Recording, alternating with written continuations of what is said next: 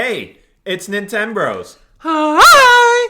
What's going on, Nintenbros podcast listeners, and welcome back to a big and beefy in-depth review. We've been waiting all month, or some of us just 1 week, to bring this episode to you guys because we have played through Paper Mario 64 and we are excited. We are just going to jump right into it because that's our new thing. We don't diddy-daddle around. So, the in-depth game review today is, as stated before, Paper Mario 64. And our opening thoughts, as always, we kind of go about this in a different way. I'm going to hand it off to homie Lo. Clarification, it is actually just Paper Mario. It's not Paper Mario 64, but, if you type it in Google Paper Mario, you're probably going to come up with, 1,000 Year Door or Origami King, so that's important to note. But my opening thoughts, I know we take this two different ways. We say that every time, too. But I've played this game multiple times before, and yet this game never fails to surprise me with funny dialogue, exciting gameplay, and plot twists.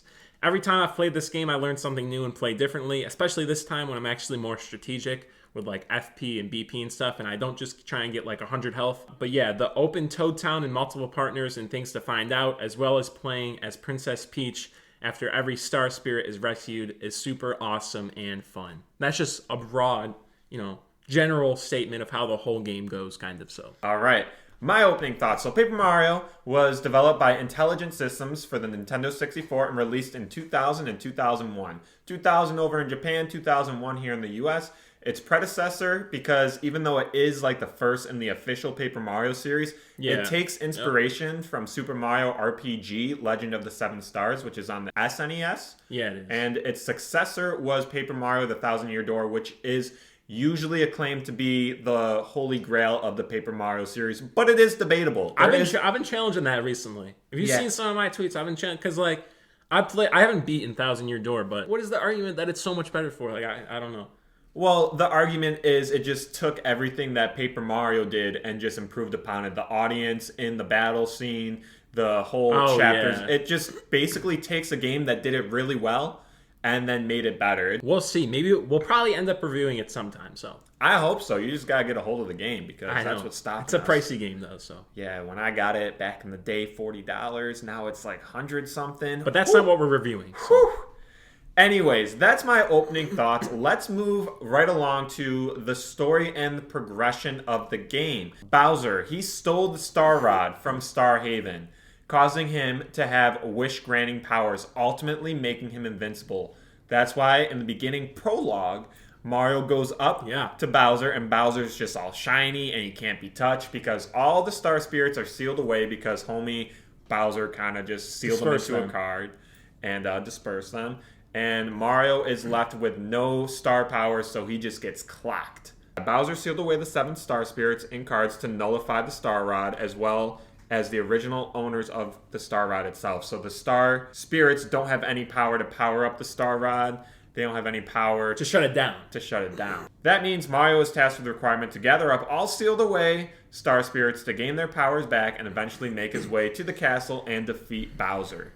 If there's anything I'm missing, which there could be a lot, this is just very broad, go right ahead. No, I think it's good. That's a very broad description. I give you a little more in-depth here. I don't know if it was a party. I think it was a party, but Peach has a party at her castle, or maybe it's just a gathering. But obviously you see Bowser there. And not surprisingly, Bowser shows up with the power of his Star Rod, which, like you said, can't be nullified because the stars are away and they can't shut it down. He knocks out Mario and throws him out of Peach's castle, which is now suspended in midair with his little portion of his castle also on it, so you have to go through that first. And now Mario has to go through many places and talk to many people throughout 7 chapters in order to recover the locked away Star Spirits, which are in cards, in order to get the power to defeat Bowser and match his Star Rod power. Eventually, Mario does so, and he goes to Star Haven, where the 7 Star Spirits await and help him reach Bowser's castle with a clown card type device. And then upon reaching Bowser's castle, Mario has to navigate with his partners and finalize his badges and partners and get ready for the Bowser fight. Mario and Bowser end up fighting, however, Bowser transforms into another stage where the power of the 7 stars can no longer strip Bowser, not Barzer, of his Star Rod power. Twink, who has been helping the princess throughout the game as well as Mario, ends up fighting and beating Kammy Koopa, Bowser's assistant, and then he helps the other 7 stars successfully strip Bowser of his Star Rod power. And then Mario ends up beating Bowser because he doesn't have the power anymore, and it ends with Mario just telling Luigi the story. You know, like, you weren't actually doing it. It was just Mario telling the story, but you're kind of actually doing it. It's like a reenactment in a sense. Yeah, they were like having coffee or their morning tea together. It was really peaceful, and Luigi was like, hey, man, do you ever feel like you're still on an adventure? Yeah, exactly. And then everyone, Mario, Luigi, the partners get invited back into Peach's castle for another party, kind of risky. Fireworks play, and the credits roll. Yeah, that is basically exactly how the story runs. Yeah. What is your opinion about the soft lock that you have once you beat the game? Because oh my God. I'll say mine right up front. I beat the game, and I was like, okay, this is great. This is a great end screen. I just see the fireworks. I took a picture. I like relished in the fact that I beat the game. I started making my Crown 2022 on my Instagram, the story highlights. Yeah. I was like, now's the time to add that. And then I went back to my controller and I pressed start.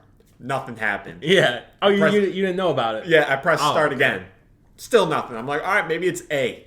Pressed A. Nothing happened. And then I just start spamming all the buttons. I'm like, all right, I just want to get off the screen. Let's go. Yeah. Nothing happened. So then I take to the internet, and it's like, yeah, that's unfortunate. You can't say that after you beat the boss. So yeah, I knew that was going to happen, and it is very sad because we'll get into it later. But there's a lot of missed opportunity there, I feel. For sure. There's no post-game content, I know, but that's for further down. And they totally could have done it, too. That's the thing. Absolutely. They totally could have. But moving on from the story and the progression, let's talk about some important characters. We'll rattle them off back and forth. I'm sure we have most of the same. Yeah. So, beginning, Mario. This is the obvious. He's the protagonist. You control him. He's the plumber everyone loves. Yeah, exactly. Bowser. He's the main villain. He stole the Star Spirit's powers and the Star Rod and Princess Peach. You got Princess Peach, who is the victim of Bowser's kidnapping, and she collects intel on the next location of the Star Spirit between chapters. Okay, I got something to say here. Did you, after you beat the first chapter, I don't know if it's the prologue or whatever, but you can go into Bowser's room and you can read his diary. Yes. Yes. Did you read that whole thing? As much as I could before it came through. I did too, and Nintendo missed such a good opportunity for you to keep reading Bowser's diary because I loved it. It was funny. It was like, there's no way he'll find this secret in orange text in dry ruins. There's no way. And I thought it was the funniest thing, and then you never could find it again. Yeah, actually, I did look for it again after you did the second chapter or whatever, and you just aren't able to click on it, which is sad, but... I know. The next one is Twink. He is the little star homie who relays information from Princess Peach back down to Mario, usually about Star Spirit locations. I can't really remember if he relayed anything else. Probably just to say, oh, Princess Peach is okay, just do your best. Yeah, that's about it. But he was just basically the cheerleader for both Peach and Mario together. Exactly, yeah. Before we get into the partners, I'll name a few that I have, that are kind of different. Junior Troopa. If you played Pokemon, it's kind of like your rival here. It's Mario's rival who keeps coming back and challenging Mario after almost every chapter. I don't know. I think he missed like a couple. He did, I'm pretty sure. But he was just kind of annoying. He's like this little yellow guy. I think he's just like a chick. He's like kind of annoying. I'm not going to lie. So you do not like him? I didn't like him that much, but there was like, it was a good thing to have in place. I don't think it was a good thing to have in place at all. I think it was kind of just a filler, more or less to say, because his character development was just nothing. He literally challenged you for the first time and then was just mad at you forever. I don't understand. No, I mean the character development in the sense that the power he had in battles gained. Like he kept getting stronger, but that's about it. He did keep getting stronger, but he had no motive to continue going against Mario. Why? Because he got clocked one time in Gubario's homeland. Yeah, that's true. That's why would he follow him across the ocean to Lava Island? Why would you go all the way up to the sky and then defeat the Koopa Bros like in the second to last outing and then just challenge Mario? Like his whole thing makes no sense, and it's a creative idea, but it's a missed opportunity in the fact that he needed more character development. True. I think he should have been there still, but it should have been either somebody different or more character development, like you said, because it was just annoying. It was like, this guy's back again. Like, why are you challenging me? Like, that happened a lot throughout the game where, like, in the final chapter, you're almost fighting Bowser and you just keep having guys who are like, oh, we're going to impersonate this person. Like, can you tell who the imposter is? Like, we're going to get Mario now. Like, have you not learned your lesson? Exactly. The best way I can relate this back to is if any of you guys have played Pokemon Sword and Shield, it's exactly like Hop. Like, You're supposed to be rivals, but Hop is just annoying in my opinion. He challenges you too many times. He doesn't really get any creative dialogue. He's just always like, "Hey, time to battle? Hey, you want to battle?" Yeah. That's literally who Junior Troopa is, or whatever his name is. Yeah. Another guy who's kind of more awesome, Professor Colorado. An adventuring Koopa who wants only treasure, however has multiple funny lines and gives you a magical seed, which is needed for progression.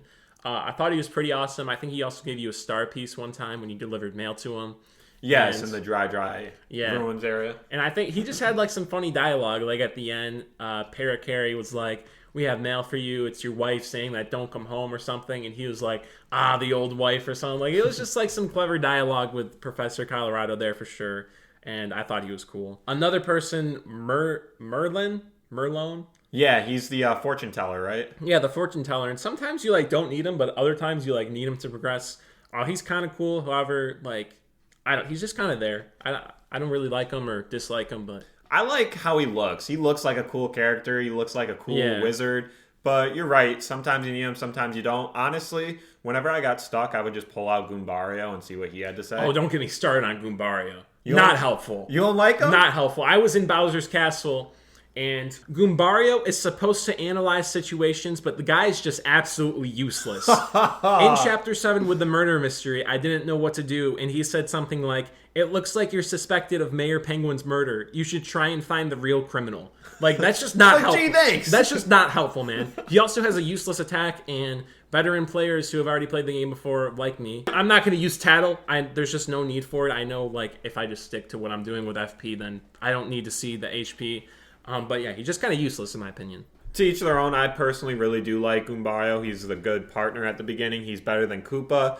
Then Bomb Betty comes around, and I like the Bomb a bit more, but Parakarry, not a fan of Parakarry. Like, Goombario is a solid middle-class partner, I feel.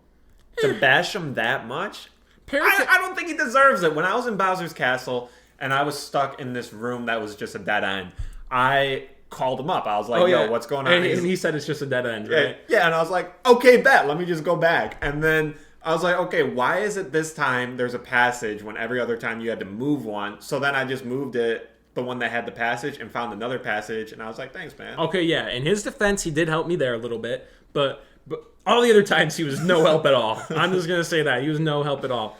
When I had to experience him, he came in clutch for your boy. I can't throw him under the bus. For some reason, I think I just have a natural like intellect for Paper Mario games because I don't know. I didn't really find myself getting stuck or needing help. The only time I did look up a help was at the very last when you were just going through an endless corridor or like walkways in the castle. I had no idea. Like, I thought the lanterns meant something, but I followed the lantern, like the first one each time, instead of memorizing what the first room lanterns were for the whole like 5 or 6.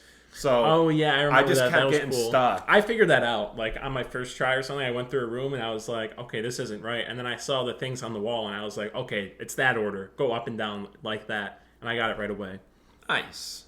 But okay, so after Goombario, what's next? Yeah, let's just list them all off and talk about him a little bit. You got Cooper, a young Koopa, who helps Mario with puzzles using his Koopa abilities. Okay, thoughts and opinions on Cooper. You think he's a good partner? He's pretty useless until you need him like once for progression in Bowser's Castle. I agree. We can go without Cooper. But he's Sorry, buddy. But he looks cool, to be honest. So, moving on, Bomb Betty, one of the best partners, probably in my top 3. A pink bomb who helps Mario blow up walls, and I think she had like one dialogue in Bowser's Castle where she was like, "Oh yeah, Mario, these walls are super weak. Like these are weaker than the ones in Koopa Fortress."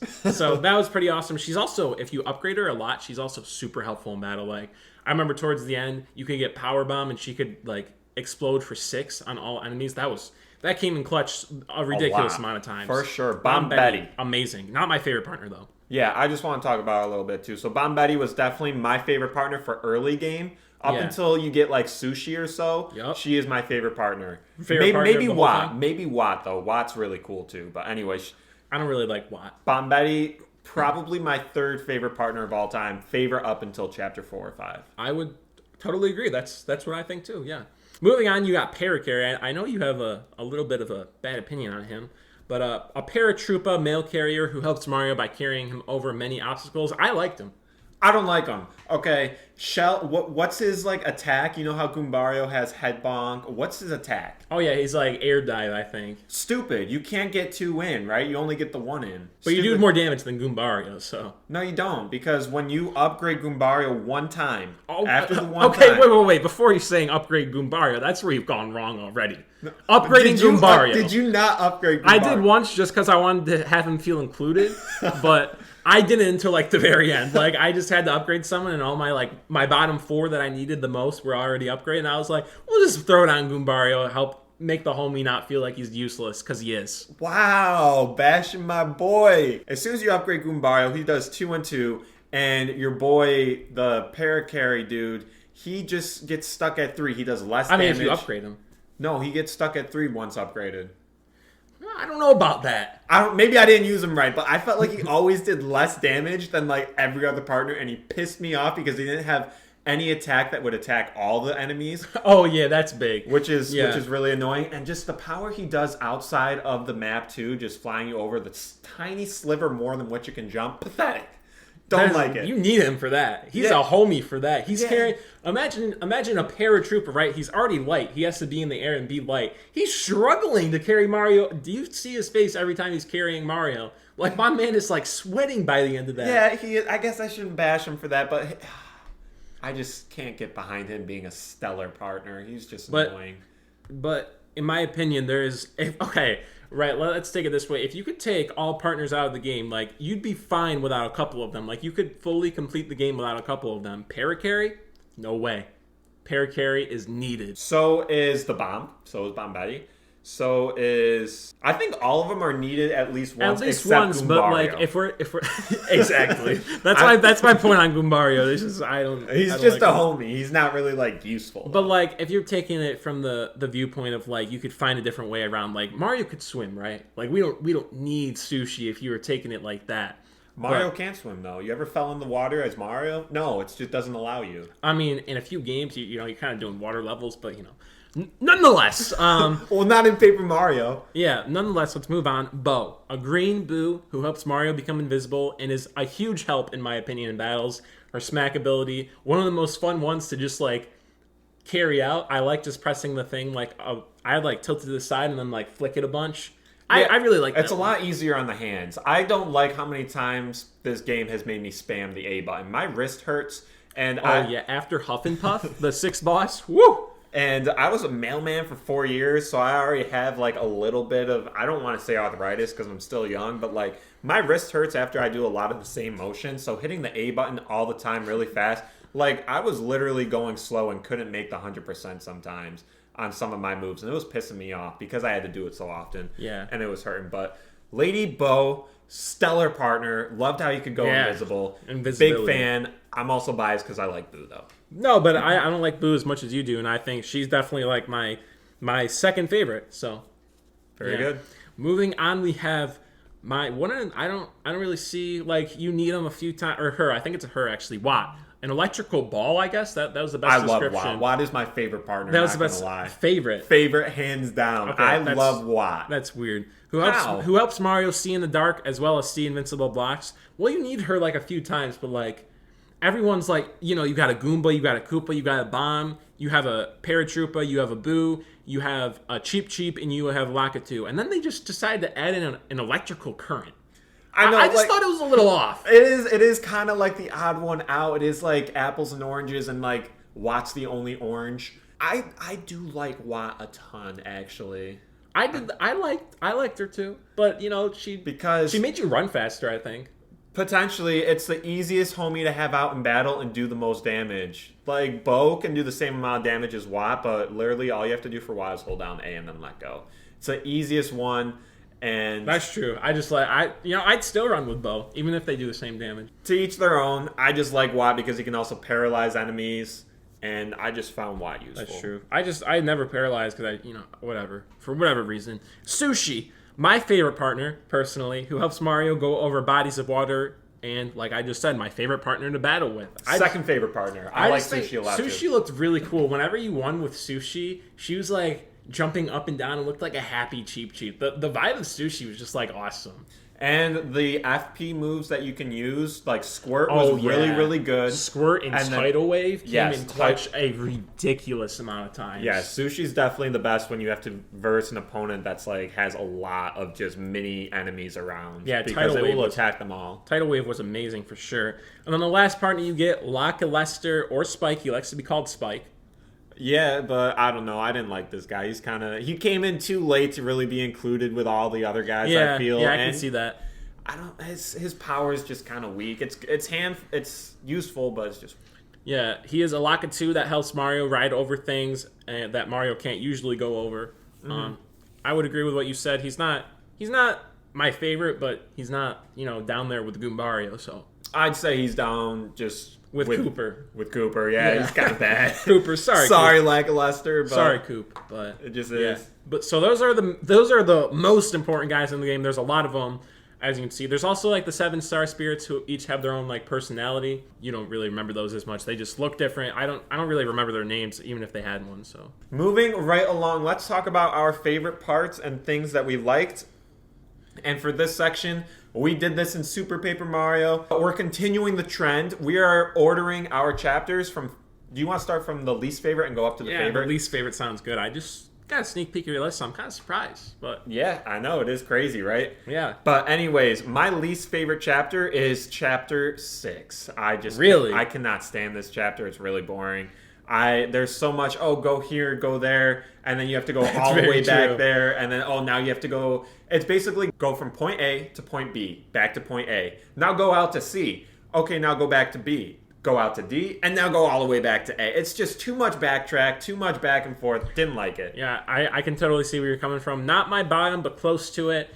My bottom was Koopa Bros Fortress. Now, let me say here, it's not a bad chapter. It's cool. I like being in the fortress. You get Bombetti there. She blows up stuff. She's awesome. No diss to her for this ranking. Mm-hmm. But it's just not as memorable as all the other ones. I mean, in one, you're like this murder mystery. In one, you're chasing a guy who's invincible. In one, you go in a toy box. This one's just, it's kind of just the opener.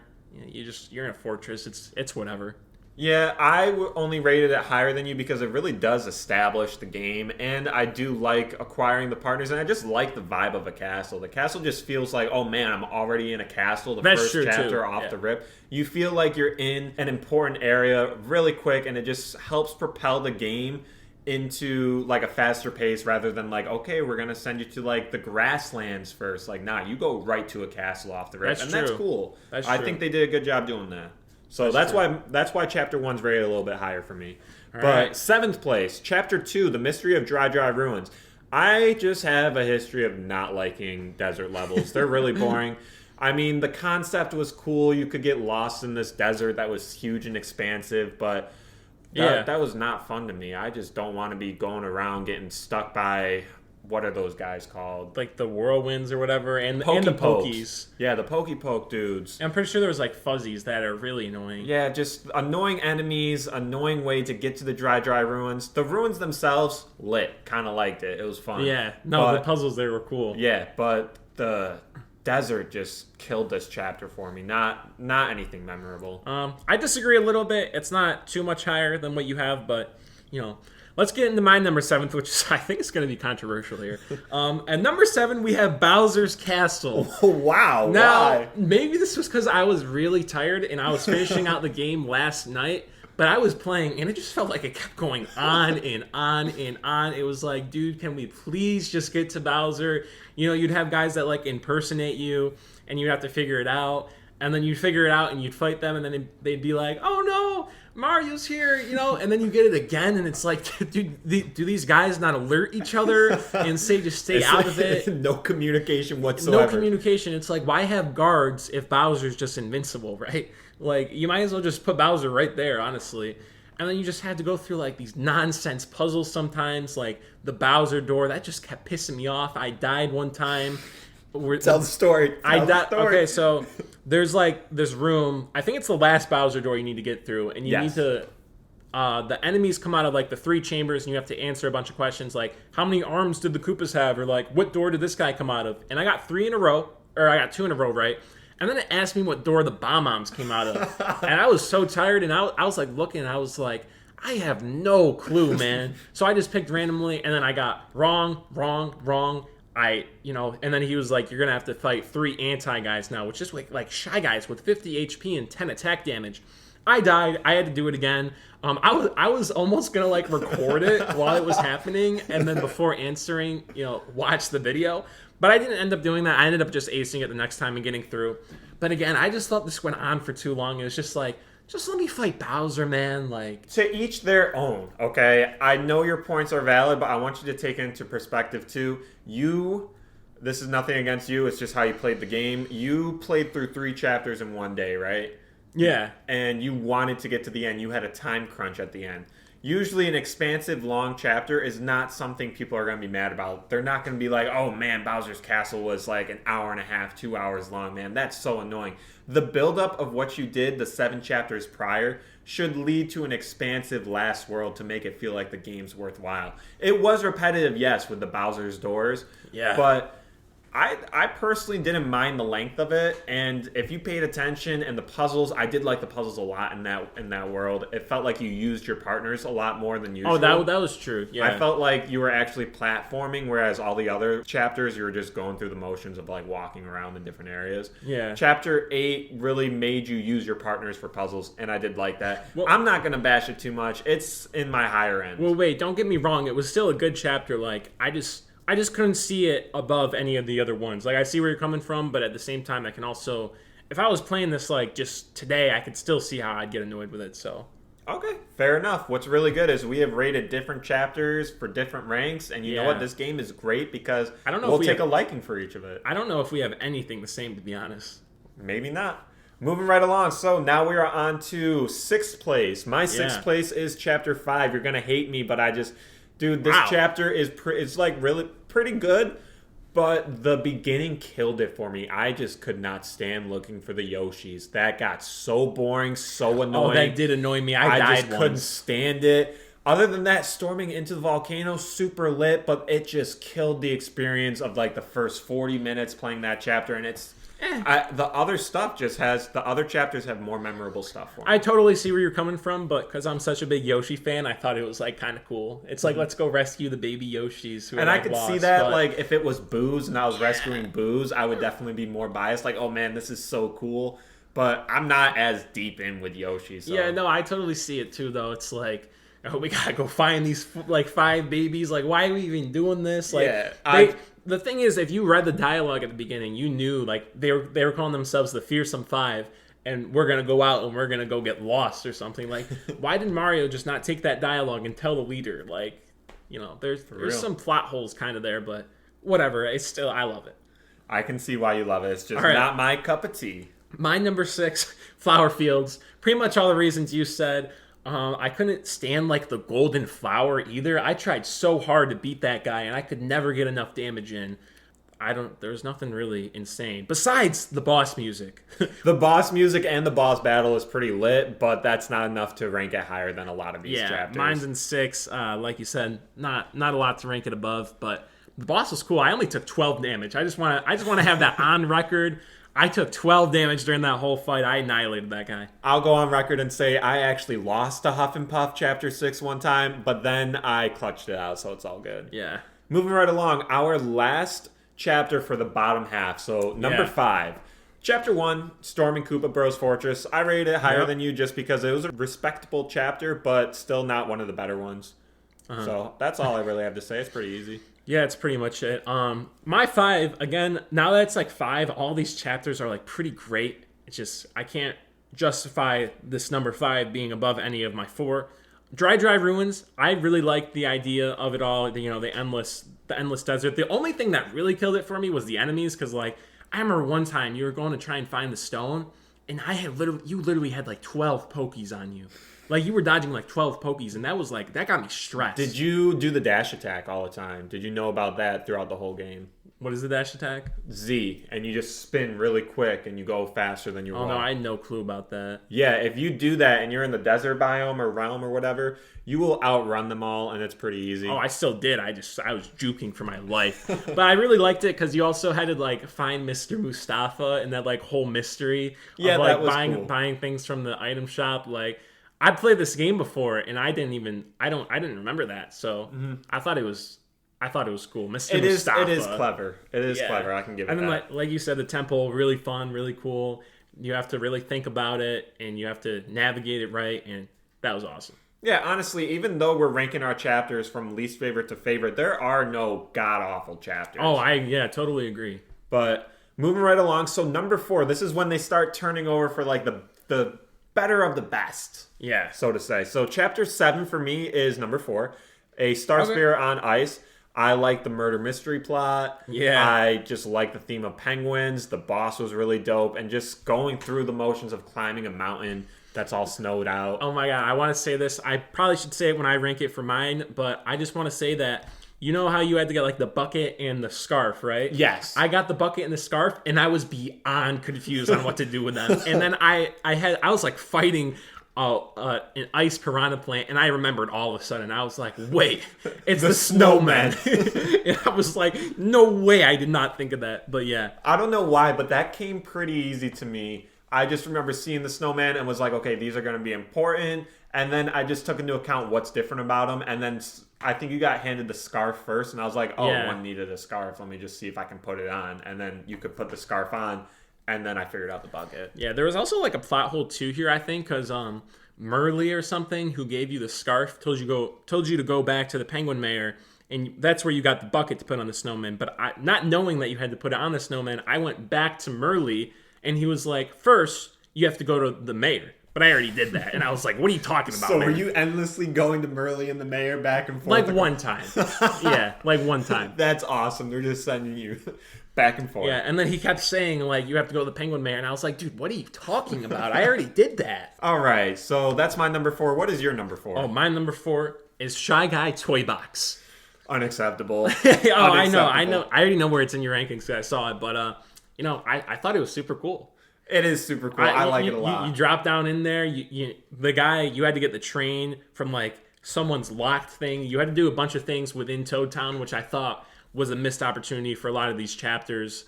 Correct. It is I think it is the only chapter where you're traveling from the chapter itself back to the hub world of Toad Town. And that's what I thought set it apart from a lot of these. And it did it correctly too, because I remember there was a part in Flower Fields where you had to go and get like the tornado jump. And that just felt so out of place. It was like I had to look up what to do. I had no idea. It's like we're this far in the chapter, now we have to go down to the sewers to fight enemies that give us one experience to get a tornado jump. That felt really out of place. But Shy Guy's Toy Box did not. You got like the calculator, you got the frying pan, you had to make the cake to get them out of the way, and you had to fight these cool Shy Guys. There was an optional boss. There was cool puzzles. It looked awesome. It was good. You would get items in Toad World and then send it down into the toy box, and then the train, like it was just the train, right? Yeah. So the train would come down as full size in the toy box land. It was cool. I like it. It's awesome. Yeah, it was cool.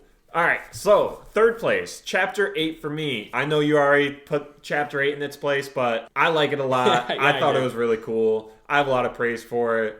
Third place is really good. Acceptable. It did well. It's not the best of the best, but it's definitely on a higher end chapter. For my number 3, I had Forever Forest / Gusty Gulch, I think it is. This is just super cool. You have the Boo and the mansion. One thing I thought was kind of weird, though, is how, like, you partner up with Bo, and she's like, I'll give you the Star Spear if you help me beat this person.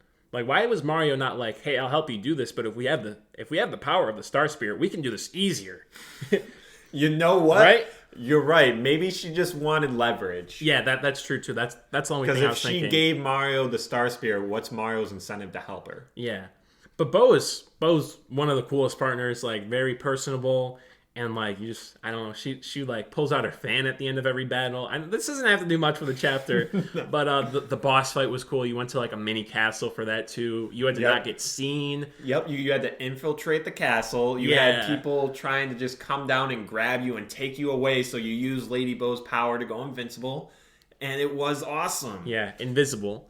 Yeah, my bad. and then you got up to like Tubba Blubba, and he like went to sleep, and you almost got caught. Then you had to grab the key, and then he chased you out of the whole castle. And for a second, because I played this game before, I was like, oh, it's just like set to where if you get to this point, he won't reach you. If you get to this point, he won't reach you. So I was waiting there for a second, and I saw him hauling over to me, and I was like, wait, I thought he just stops at a certain point. So I got scared. I was actually running. I was gunning it. Did you let him catch you? No, I didn't. No. Oh, okay. What happens if he catches you? I don't know. I just wanted to know if you let him. You probably go into battle and you can't beat him because he's invincible. Probably. But yeah, then you go down there and you get out of the castle. You go to like his heart, and there's like a bunch of little passageways that's like do not enter. It's a really cool vibe. And then you have to like beat up his heart, and his heart's like, I won't let you do this. And then you gotta go back out, and then you gotta defeat actual Tubba Blubba, and then he spurts out back all the ghosts that he's eaten. And it's just really cool. I don't think you could have explained it any better. So that was your number 3, and chapter 3 is my number 2. For all the reasons that you said, it's a great chapter, great lore. I'm a big fan of Boo, so you already know it's going to be rated high on my list. And that's all I got to say for that. What's your number 2? My number 2, Shiver City. This was actually a surprise because I thought that I didn't really like this one much. You know, there wasn't a lot of personable stuff with it like the other ones, but it actually was really cool. You know, you got accused of murder in this chapter. Like Nintendo had no fear. You got accused of murder. You had to find the suspect who ended up not being the suspect, and it was just like this little goofy thing that he tripped trying to get a gift.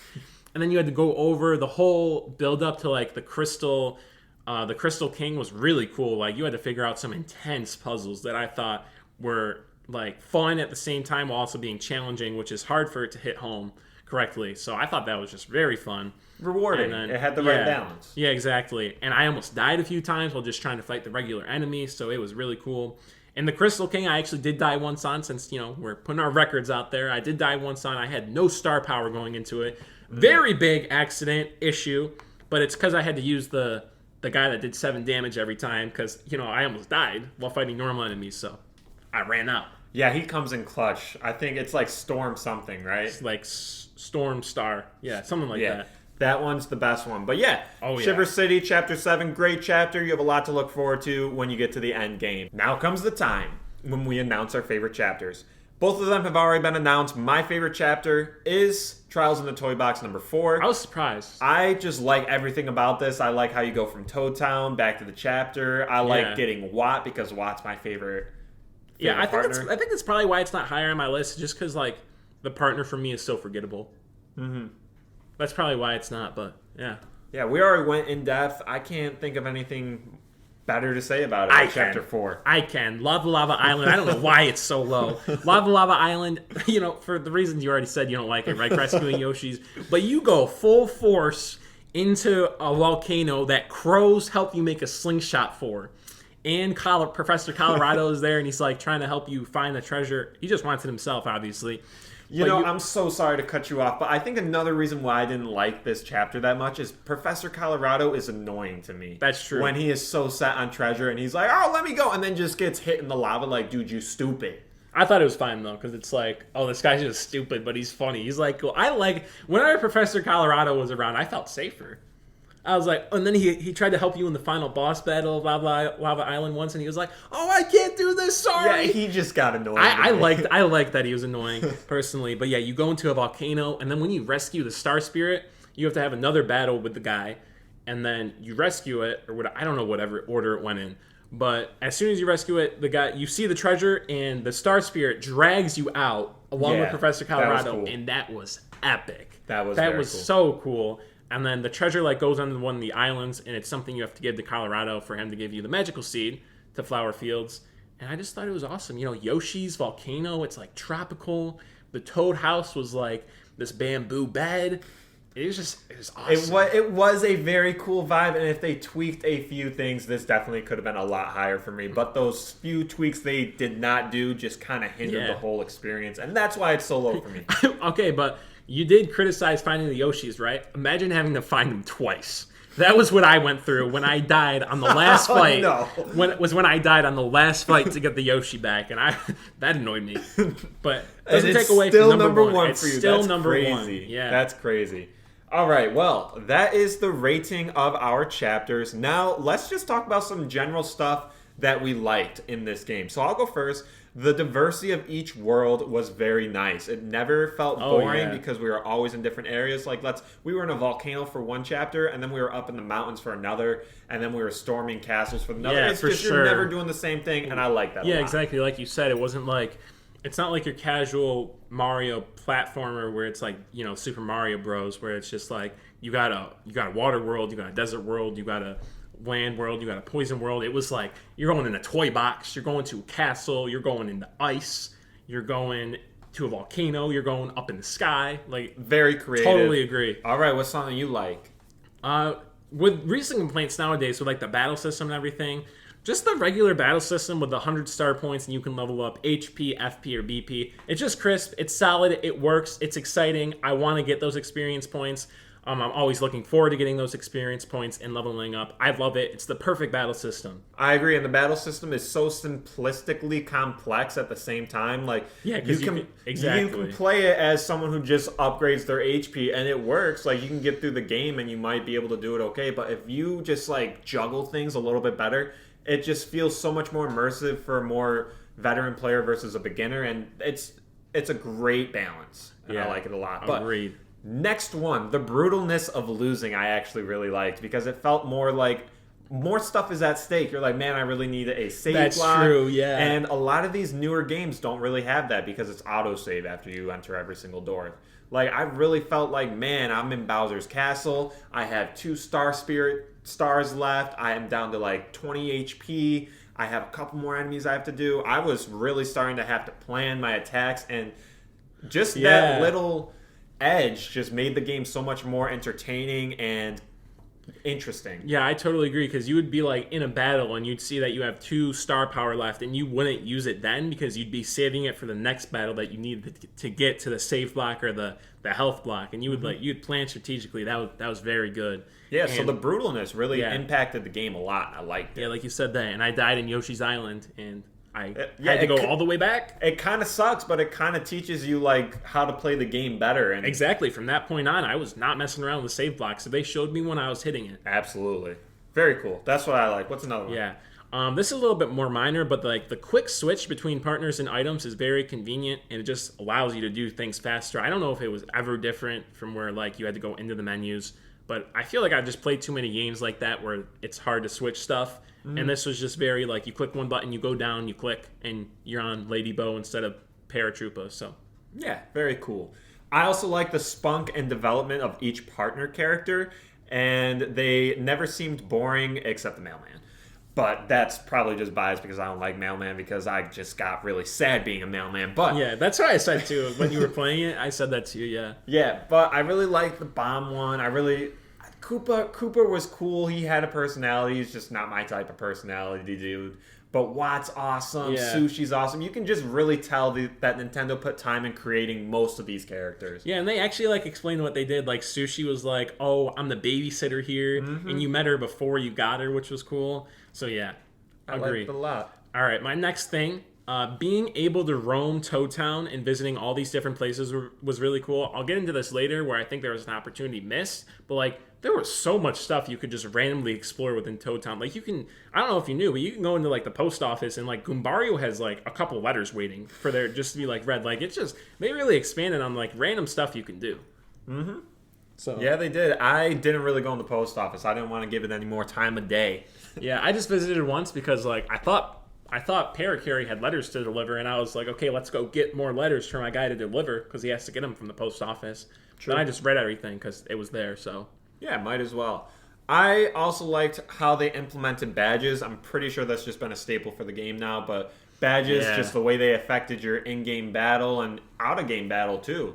Like, there was a dash badge that made you dash even faster than usual, and the dash is pressing the Z button, and you just spin really fast. Oh, I didn't know that. Yeah. They're just so helpful and so great for customizing and having different experiences every time you play. Yeah. So badges... It helps me beat, like, I had to switch out a few badges to beat the Crystal King, which was convenient. It's like that Mega Stomp one where it does, like, 11 or something. Mm-hmm. That helped me out a lot. One of my favorite things in the whole game, not, like, things you liked, but just, like, gameplay-wise, was running from Tubba Blubba and going to his heart and having him actually chase you. Like, I already said this, but it was, like... It was intense. You were fearing. Like, I didn't know, like I said, I thought he was just going to, like, stop, and when you got to a certain doorway, he would keep coming again. I didn't know that it was, like, if you actually stop, he's actually going to be on you. He's coming for blood. Yeah, like, I was scared for a second, but that's one of my favorite parts. Like I said, don't know if it's my absolute favorite. Another thing I liked was a good balance of items and health blocks spread out to give a challenge. We talked about this with the save blocks, but I was really just trying to limit the amount of star powers I use, especially later game, like Chapter 7 and Chapter 8. Like, I screwed myself. Yeah, you really have to plan. If you use it right away, you're not going to get it back. A lot of times, I might use it for the first few people and then go back and use, like, the health block to give it to you right away. I don't even think you can get, like, it back from the health block, too, because there was one for me to hit before the Crystal King and didn't give me it back. I think you have to actually use, like, a Toad sleeping area. For the star power, yeah. The star power, but for using FP, I would always go back. Yeah. But yeah, I like the balance between that because it made the game hard, and I liked the challenge. It felt more rewarding when I won. Moving on, let's talk about some things that we didn't like that much. I personally don't have a ton. I see that you have a bit more, so let's see what you have.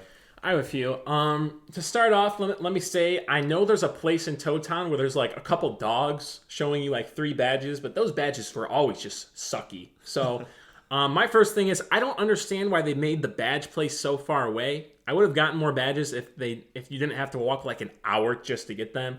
Like, why were they so far away? You know where they were? Toad Town. No, they were in Toad Town, and then you had to go through the doors, you had to go right, you had to go all the way to the right, you had to go through the door, you had to go all the way upstairs and talk to that guy.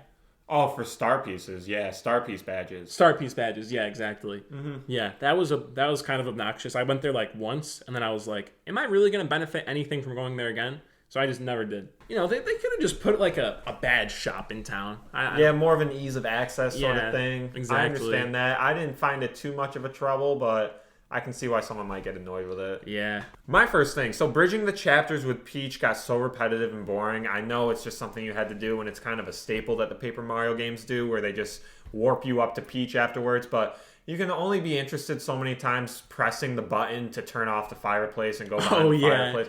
I was getting annoyed. I was like, man, I just want to keep going with the story. Peach, whatever, man.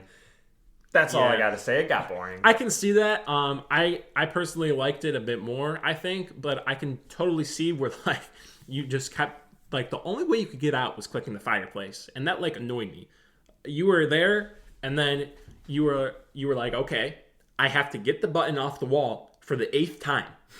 It was just getting annoying. We're going into Chapter 8 now. After Chapter 7, let me just pick that poster off the wall so I can click that button again. Yeah, you're like, where should I go this time? Right, I have to click the fireplace button. I'm just glad I didn't have to watch the animation of the wall turning like every single time. I was so annoyed. I was happy they took that out. Yeah, for sure. A few things I've already said. Going down to the pipes near the end of Chapter 6 just felt like absolute filler, and I barely gained XP from the enemies. Very much disliked that part. Made sure to state that. It should have been done before going to Flower Fields, and you should have been able to utilize it more in Flower Fields. Because that was just annoying. I agree. The sewers missed opportunity because they could have made it a lot more fun, but they just made it as something like, oh, we're going to plant this after Flower Fields or like halfway through. Yeah, the part that got me was like, you were almost done with Flower Fields, but it's like, go down here and get your tornado jump. Like, really? Garbage. I'm almost through with Flower Fields, and you got to make me go do this. Mm-hmm. Didn't like that. Another thing I didn't like, the battling system isn't bad. I want to lead with that. It's not bad. Okay. It's the lack of enemies that made the battling system kind of stale after a while. We saw so many different places. But let's be real. In the places, you got like three different enemies at a time. That's very true. And it was fun, but I felt like I mastered like how the enemies were going to attack very quickly. And the battling system works, but it just got repetitive after a while. It's not the battling system, it's the enemies. Yes. Yeah. I got screwed a lot with dodging. Like, I was not that good at it, to be honest with you. I had this one badge where it was make dodging commands work. I saw that. And I used that one. I saw that badge, but didn't get it because I was like, I don't want to upgrade my BP again. Another one I got, I already talked about it a few times. Goombario, don't like him. Supposed to analyze, just tells you what's going on. Nope, don't like him. Sorry. How many times can we bash this guy? Enough. Too much. More. This is more like post-game stuff, but there should have been something to do more with Toad Town. The next chapter seemed like it could always be done like immediately. Like, there should have been a problem within Toad Town that you had to figure out first before going to the next chapter. Maybe it would have seemed like filler, But Toad Town was so wide and like various that just to be able to go in Shy Guy and be like, okay, just go invisible with Lady Bone, you can get in there. And it's like, okay, I didn't know that off the rip, honestly. Like, that took me a while because it took me a second too. But I had to go around and talk to people and be like, "There's a secret house. They have a secret place somewhere in a house, and you just have to find it." And then it clicked to me. So, depending on it, if this is your first playthrough or your fifth, maybe it might be a little bit different. Still regarding that, like, even if it's like Chapter 5, like you get out of Shy Guy's toy box and then you go straight to the docks. You go straight in the whale, and then you can go right off to Chapter 5. Nothing to do with Toad Town, even though it's very large. Like, I know the borders and stuff don't look great and stuff like that. It's Nintendo 64. But it's Nintendo 64, and the town is still big, and there's a lot of houses that like you never had to enter. That you could. That's true. There could have been more to do with Toad Town, but yeah. The last thing I want to talk about is the final boss was cake. Personally, I felt. Especially compared to Chapter 6. The ending didn't feel as rewarding as it could. That's all I got to say. I don't know. I believe you. I don't know what you were running, but I didn't die. But I got like close down to there where I was panicking like a little bit. I was like, I started to have to like plan what I was going to do. A few attacks in the future, but yeah, I beat him. That wraps up the things that we did not like. Let's go on to our replayability and post-game content. So, replayability comes first, so I'm just going to talk about that. I'd say the replayability is actually very high. I've played this game numerous times, and the way you upgrade your stats, your HP, FP, BP, really affects how you play the game. And you could go in just making personal challenges, like, hey, I'm only going to upgrade BP and FP, or hey, I'm only going to upgrade HP. You can just do so much with such a simple system, and I also think that you just want to play the chapters again. You like this game. The game is fun to play. Oh yeah, for sure. I touched on them more too. I'll just recap all I have said because I have them both in one. Sadly, once you beat the game, you are forced to reset the game or turn off the console, making it so that you appear at your last save, which is before beating Bowser.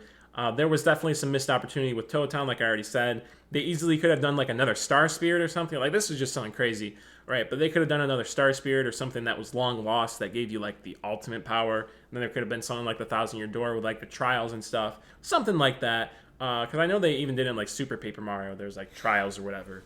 Yeah. Although N64 games were known for ending like that, unfortunately.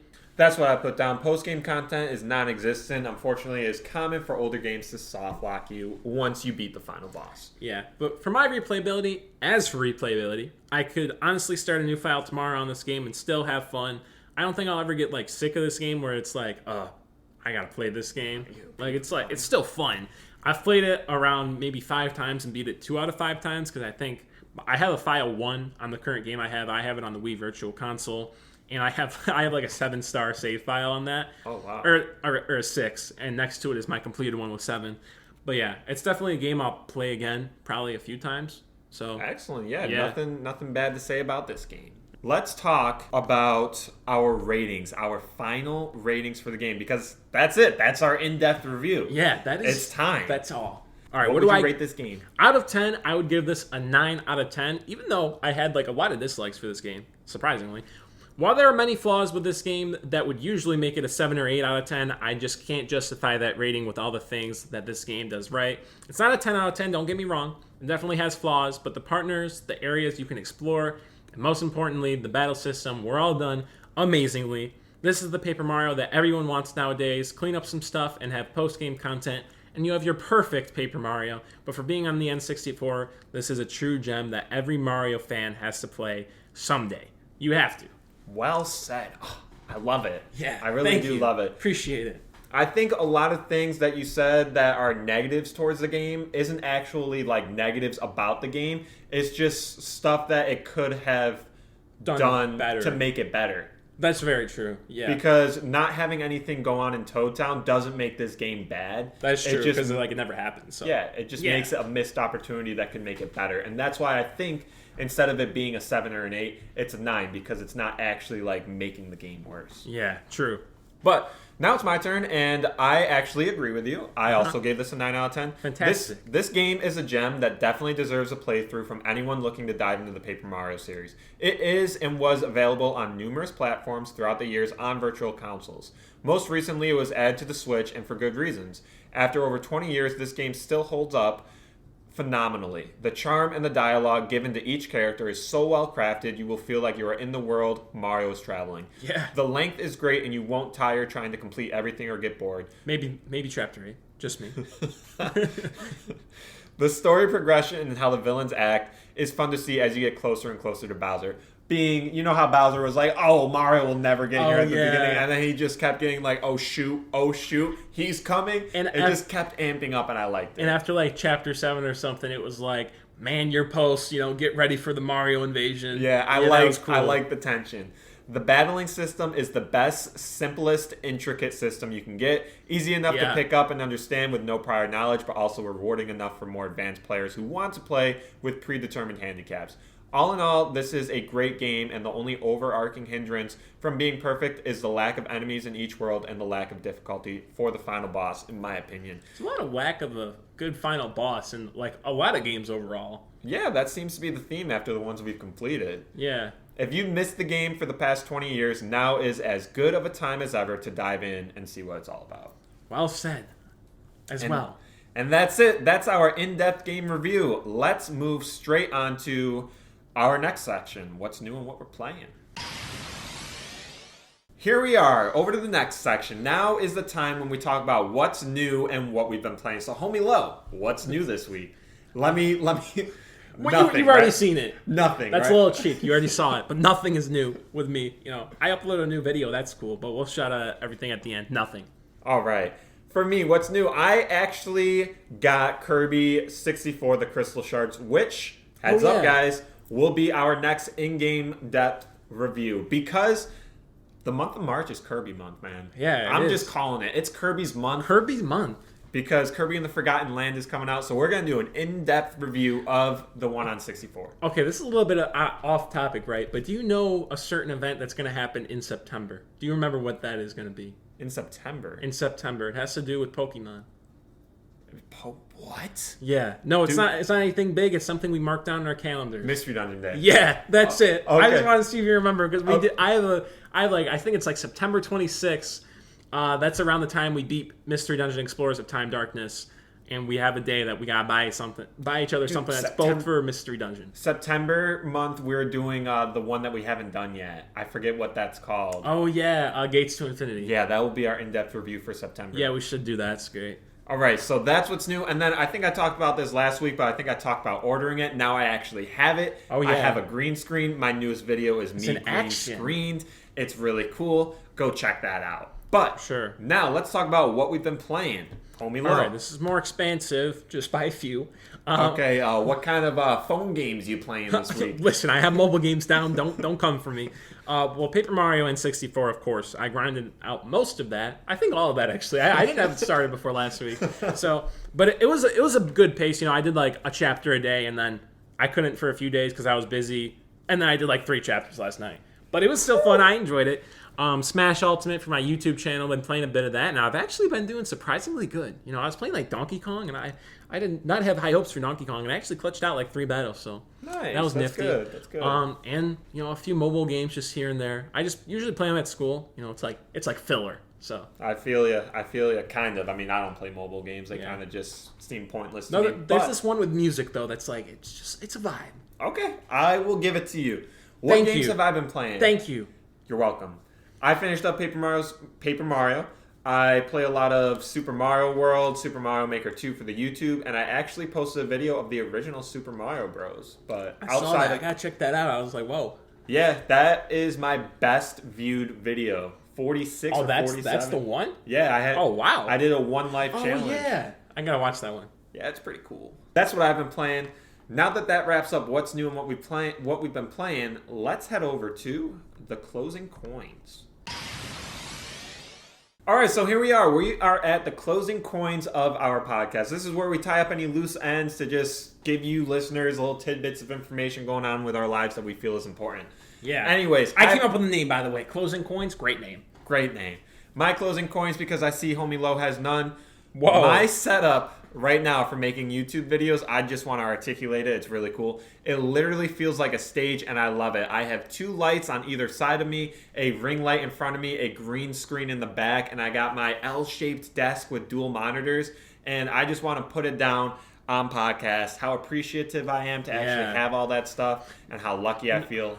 We talked, right? And you were like, oh, how long did it take you to edit? And I asked you, and mine takes me like a while, right? Like I know a little.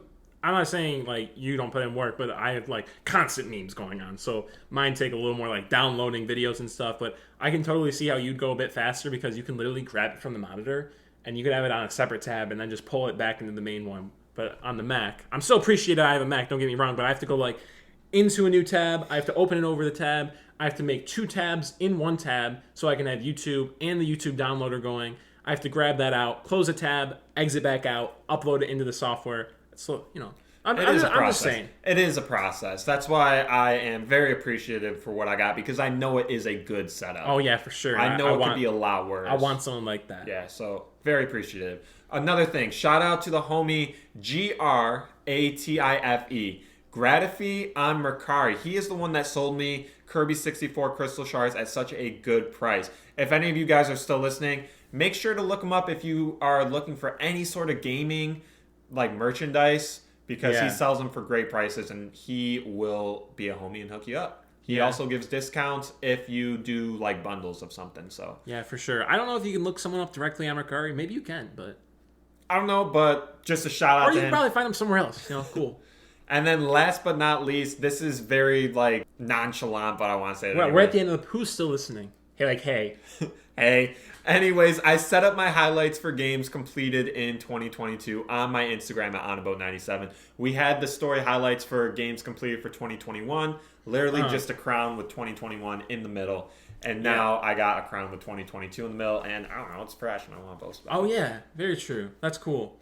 I just want to put this out there. I just thought of this. It's not on the slate for what we were going to do, but I just thought of something. If you guys are still listening, then go and text the Nintenbros Instagram, Nintenbros93. Go and text us Kirby the Crystal Shards, and we will give you a shout out at the end of the next podcast. If you are still listening, go and do that, and we will give you a shout out for listening to the end. Yeah, any homies, do it. I want to hear from you. Yeah, because we would love, we can talk a little bit if you want about whatever you got. We'd love to chat, so. For sure. Anyways, I think that's about it. How about you just bring us home? Yeah, I don't know how long we've been going on, guys, but Paper Mario In-Depth Review, it's a fantastic game. We both gave it 9s out of 10s, but if you do want to check us out on more socials, like I said, Nintenbros93 on Instagram, Nintenbros6 on Twitter.